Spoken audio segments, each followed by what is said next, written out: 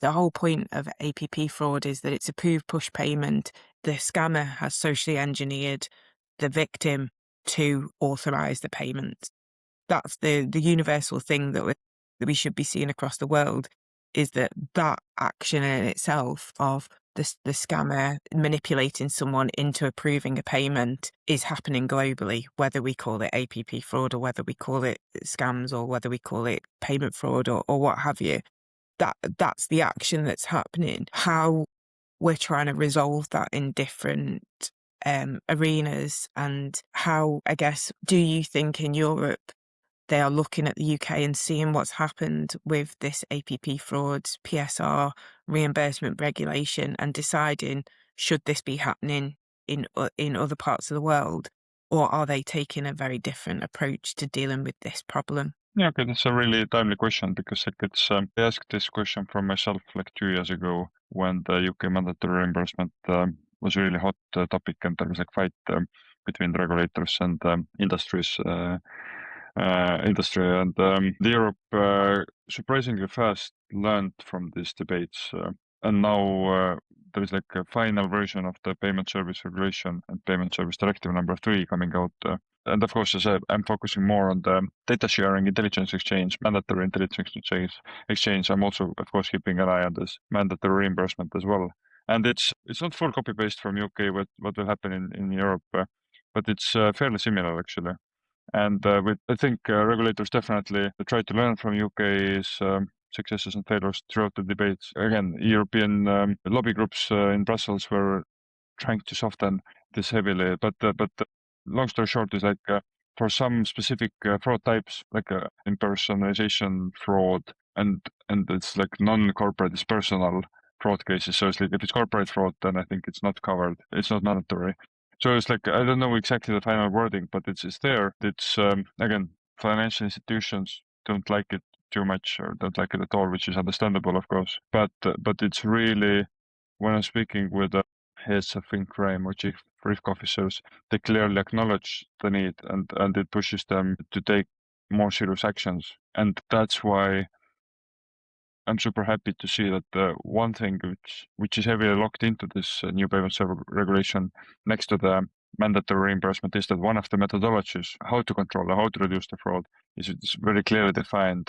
Payment service institutions need to connect with each other to exchange data, and it specifies even that they don't need to connect directly with each other, but they need to connect with some IT technology providers who would offer them the infrastructure, the platform. So in this case, we're not talking anymore about RegTech as products. We're talking about like infrastructure layer, which is set into the PSR, which is across European law.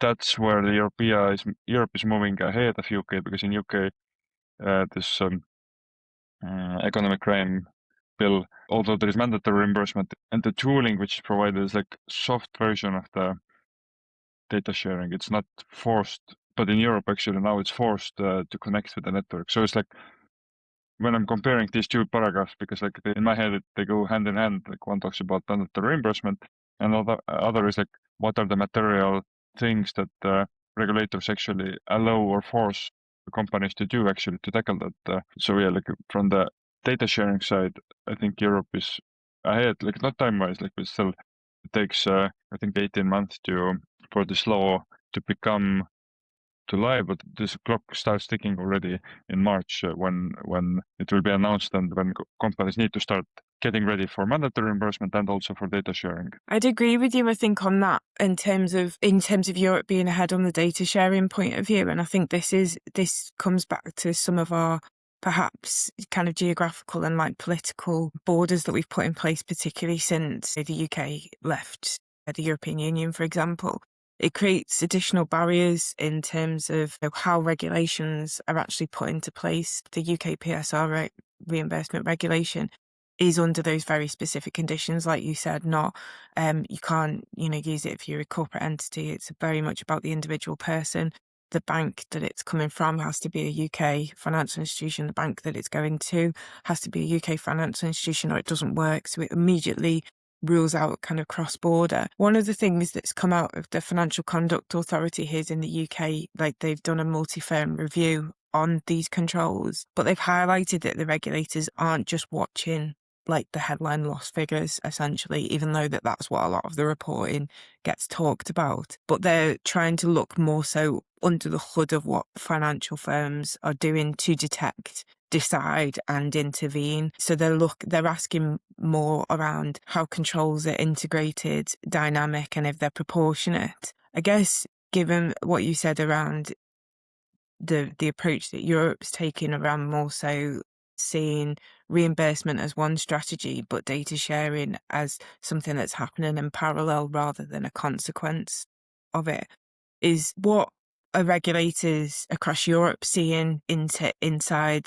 firms' controls that might surprise people who just think about this kind of APP fraud or scam kind of payment fraud, where they may think about it as just like warnings on screen or doing more customer education. What lessons should we be learning from this data sharing approach that Europe's taking?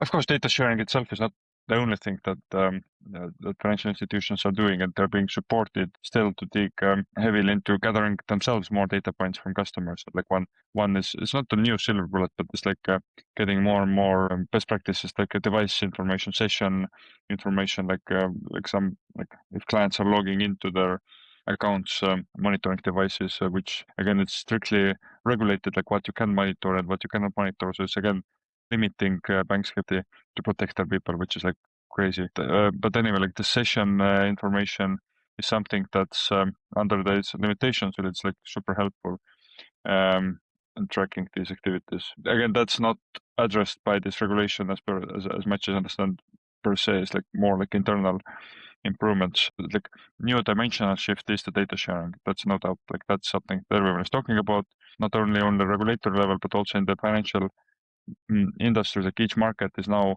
waking up, like they're reading the changes, and they see that, wow, whether they're happy or not, most of them are happy actually to see the framework, and it encourages them to do something real. So that's like the most drastic tool that's being provided. One thing which is being brought out, which is even more important, is that what are the tools or liabilities which are not being allocated by the regulatory landscape. And that's actually more worrying. If we talk about payment service regulations, and if we talk about scam fraud, then scam fraud is not happening because of the payment service providers. Like they are one key pillar in this, but actually it starts from social media and all of that, and the telecoms. And that's where I see in the roundtables and in the closed forums, and of course telcos are there, social media providers are there. They are interested to resolve and prevent the scam fraud. At the same time, they have almost zero liabilities. They have some, of course, but comparing to the financial institutions who need to start reimbursing telcos, and social media is completely free from that. And that's so unfair because, like, actually, according to the financial sector and payment service providers, it would be not only about fairness, but it's actually as the crime starts from the social media and telecoms, that's like top of the funnel for the criminals. Then these institutions also must have proportional accountability, also financial liability for the losses. At the same time, it is understandable that European payment service regulators cannot regulate telcos, right? It has to come from telco regulators. So, but like, if the question is like, even if the payment service providers and banks would be ideal, perfect in their fight against the crime, they would do everything, they would invest all their budget into that. Still, criminals would be several steps ahead of them because criminals are using also the second tooling, which is not controllable, which is not regulated in that level. So my hope is that actually next wave of regulation isn't about can we make it more harder for the payment service providers, but next big win would come from the how can we actually put more liability on the telecom and social media side. So we might see some moments, like as we saw, like in Australia, access to social media for under 16-year-old people.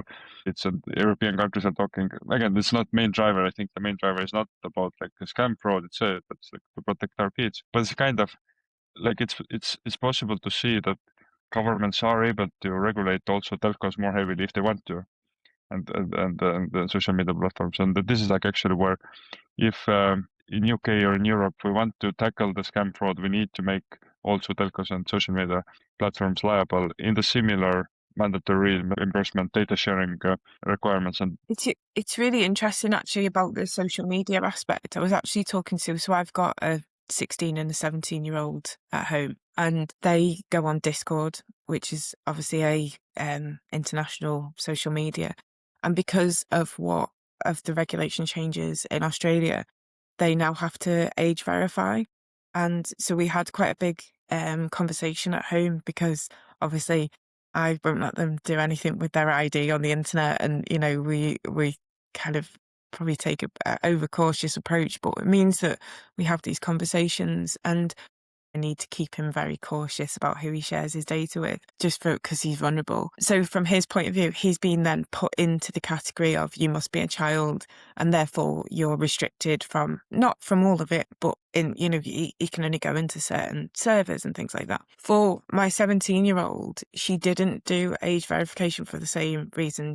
I wouldn't let her come and show her passport on the internet. And they used a series of looking at the way she writes messages and different identifiers to determine, and they determined she was an adult. So they gave her an adult account, but she's 17. And I found it really interesting to get their feedback on this, because their feedback was how this is an invasion of my privacy, that they've used how I use the Discord to determine my age. And they feel quite disgruntled by it. And so I think that it kind of comes back to me for one of the key things that always comes up especially when we talk about data sharing or anything like that. Privacy regulations, GDPR, all of that is kind of often held up as, oh, we can't do that because of GDPR, or we can't, they're the objections, the easy throwaway objections of why we can't do these things. And often they're fairly false they're often a bit of a false objection, really, but they're an easy one to throw up when you're at a round table and not really put much thought into it. But from your perspective, what's a realistic path forward, whether it comes to what we do in our financial institutions or what we do in social media?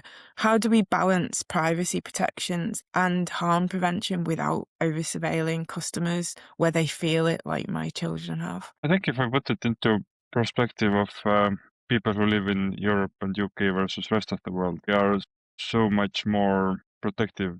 Our legislation is actually supporting so heavily protection of our privacy. And of course, there are some maybe local minimums or local maximums where we, in some period, we're not happy, and and it needs to be adjusted, like GDPR when it came and all the mess with consents and everything. But now I'm working heavily in this GDPR world with the banks, and I see how nicely it has been guiding the way how people are thinking in terms of their own privacy, but also how companies are thinking about how to treat people's privacy well, and it's in good hands. And so I feel like me as a customer of the banks, but also as a tech provider, which is working with really sensitive data, I see that there's like really nice balance. And I'm like reading news from rest of the world who are not following this level of personal rights and human rights. We're definitely in a really good stage. So back to your example with your kid, it's like that even if it gives her bad feelings right now, it means that this legislation and technology are not optimized yet, and maybe it's a new thing. But definitely there is like the legal hammer or like legal machinery which is around us. It's like, especially in the European Union, like people don't like it. It's like slow and not of progress and everything. But actually, why it's good is like actually it's meant to protect our democratic rights, and it has its cost. It's like again slowness and complexity. And thanks to this machinery that will eat everything which seems to be non-compliant or non-human focused. If you would ask about, okay, what's life in China or some African countries or US even, that would be different. And that's, in ultimate scale, that's the strength of the European broader ecosystem, is that like people can feel quite well and quite confident that they're being respected here. It's so interesting when you come to comparing Europe and the UK to America even, because last year I spent quite a lot of time working with American colleagues, and just how they experience scams and approaches.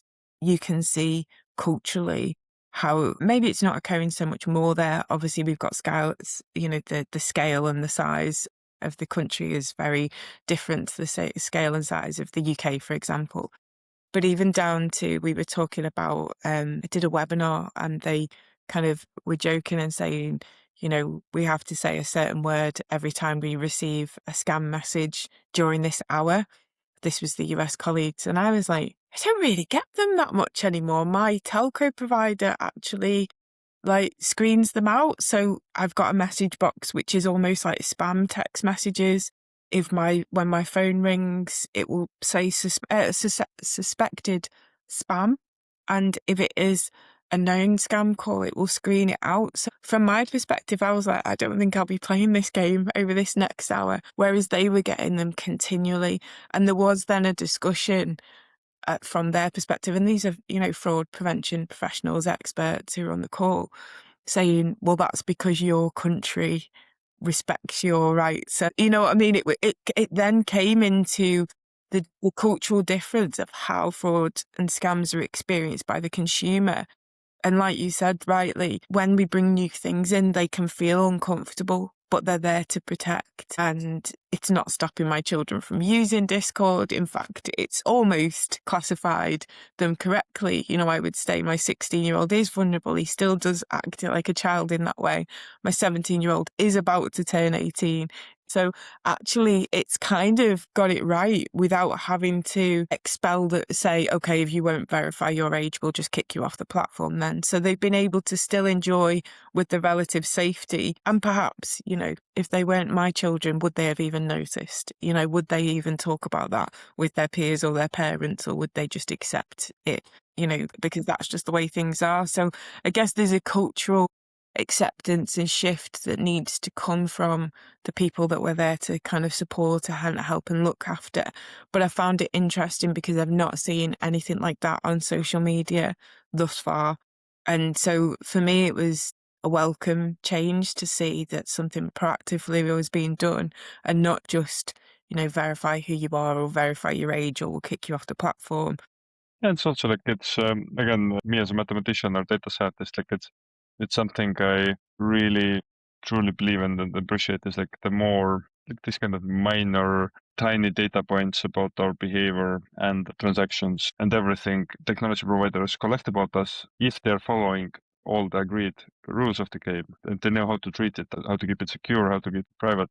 So taken that they follow the agreed rules, then actually there's more and more qualitative information and better decisioning engines, like smarter internal protection systems, are making our ecosystem safer again. And that was a great example that is this kind of detection algorithm, like she's 17, soon to be 18, again, those accurate response. And if you look at about verification providers, Verif and other similar companies, already over the few years, they are getting ready for this virtual age verification for online services, where the service providers just want to check based on the video how old this not even customer, it's not about KYC procedures, but just more easier checks. And these verification providers have been training their models actually to recognize with some accuracy how old is this person. And it really doesn't matter, is it 18 or 18 and a half or 17 and a half, but ballpark is is it 25 or 15 that's being detected.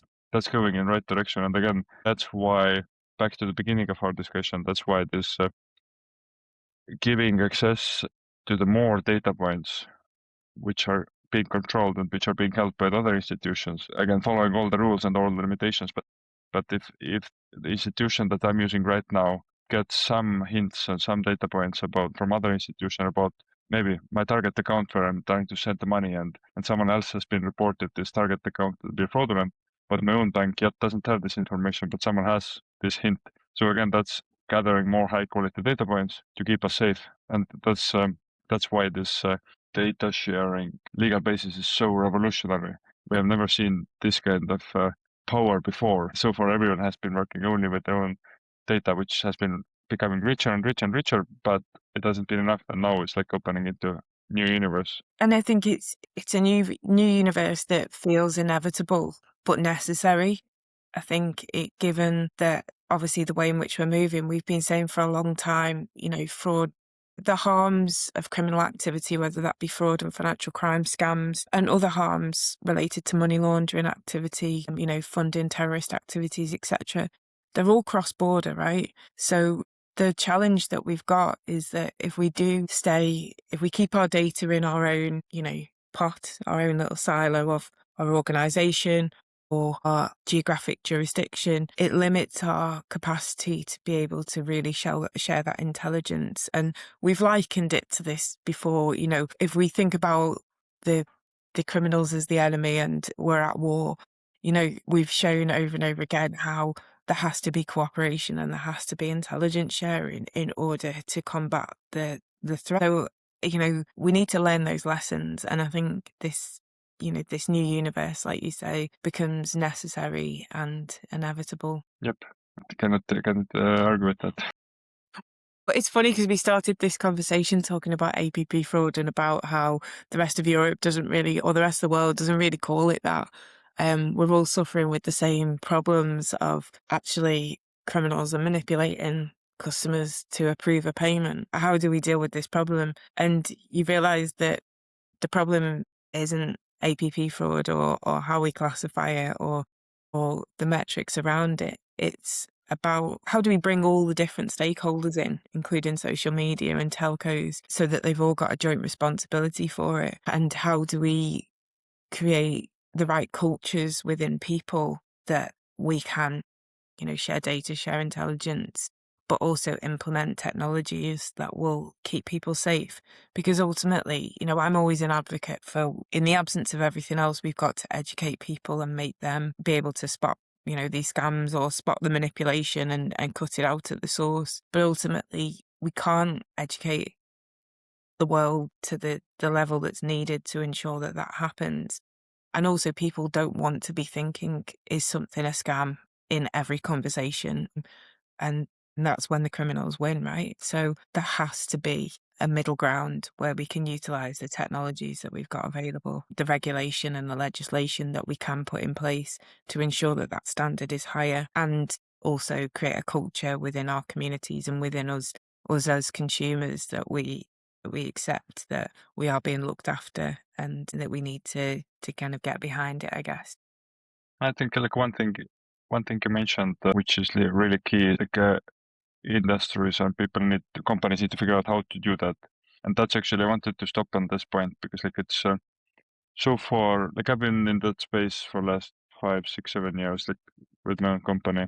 And I've been hearing people always agreeing that like sharing intelligence with each other, that's like the thing that needs to happen and everyone is agreed. So like, and there are more and more people who believe in that and who have seen the evidence of that, but they're always getting stuck in how to launch it actually in real life, how to make it happen, how to build a culture inside of organization, between the organizations, how to define the rules, playbooks, procedures, policies, laws. Are they supporting us or not supporting us? What kind of technologies we need to use? Is it end-to-end encryption? Is it like multi-party computation and stuff? So, and then there's like, wow, that's too big for us. I go back to the conference and they just show the slides how important it is, but I don't have a clue how to implement it. But that's something that has really changed over the last 6 months, which I materially see myself. And it's becoming more and more practical in the hands of the banking associations.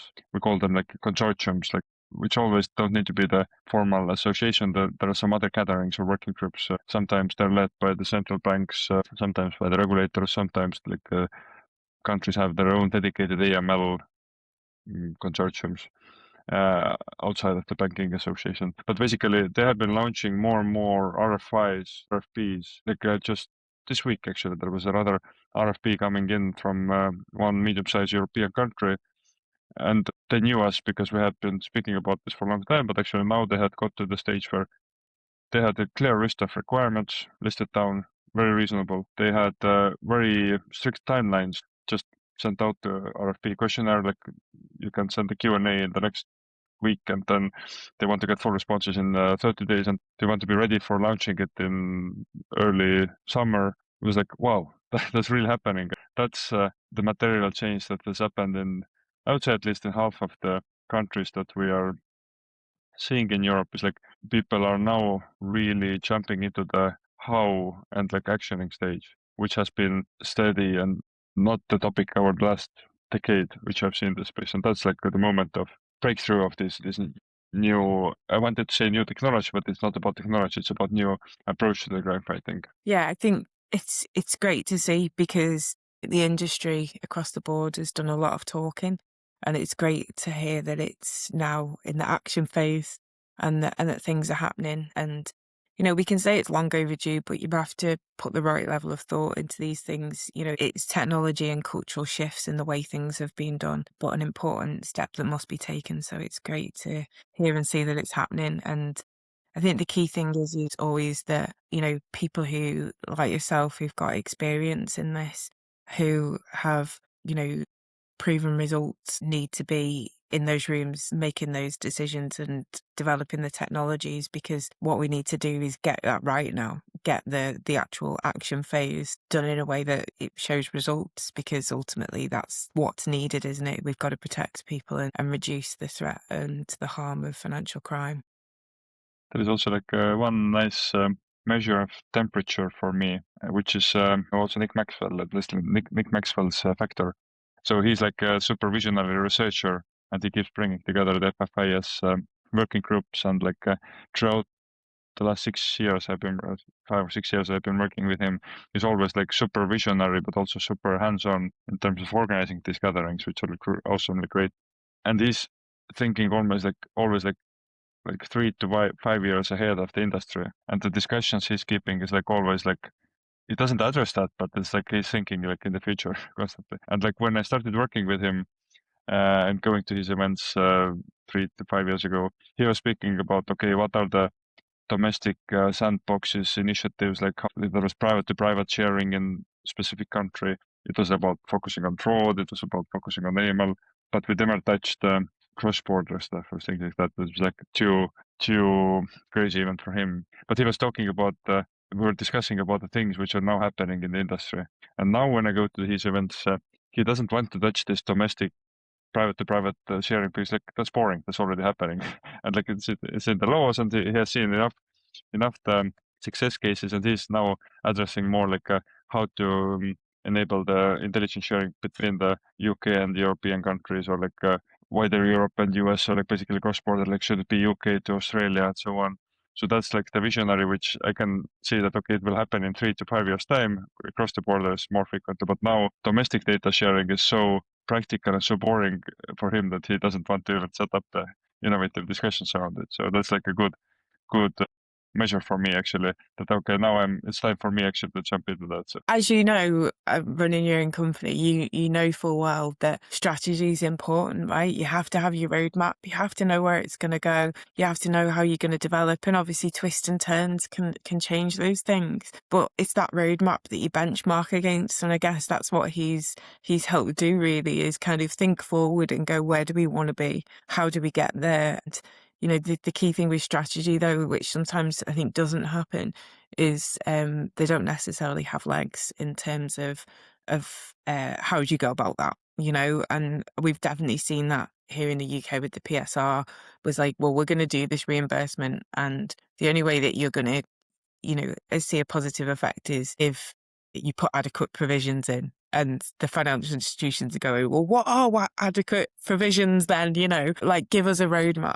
And I think that's what people want. And it's why, no one person or no one thing is going to come along and go, look, we can fix all of this. We've got the magic bullet. We can press this button and make this all go away. But actually, the closest you can get to that is by working with safe pairs of hands that are working on this day in, day out, not necessarily trying to build something in-house to save money, because it becomes a bit of a false economy, but actually comes back to that infrastructure that you talked about. I think what we've talked about previously, Taavi, is that you've got to rely on the infrastructure that's there. It's proven, it works. And it will do the job. For me, it's very much where I see Solve fitting in to this whole equation, is that real kind of safe pair of hands, and thinking 3 to 5 years ahead on what's next and how we get there. I think if we are okay to wrap for today, it's been a really interesting conversation. Again, we start on one thing and go down multiple avenues, but it's great to hear how knowledgeable you are on all of this, Taavi, and kind of how involved you are in this process, particularly in Europe, and us moving forward. So thank you for the conversation. thanks. And as I keep saying, it's one thing is knowledge and involvement and knowing the stuff, but actually for me personally, creates so much positive energy and emotions to see that things are actually happening and moving, and people are speaking the same language that we have been speaking, and the laws are following exactly the best practices that we have seen. And it's like that creates so much excitement for me and for our team that, wow, this is really happening, that we have been building and dreaming and talking about for so many years. And now it's finally here. And that's like, this year is like incredibly exciting for me, especially because as an entrepreneur, but also as a crime fighter.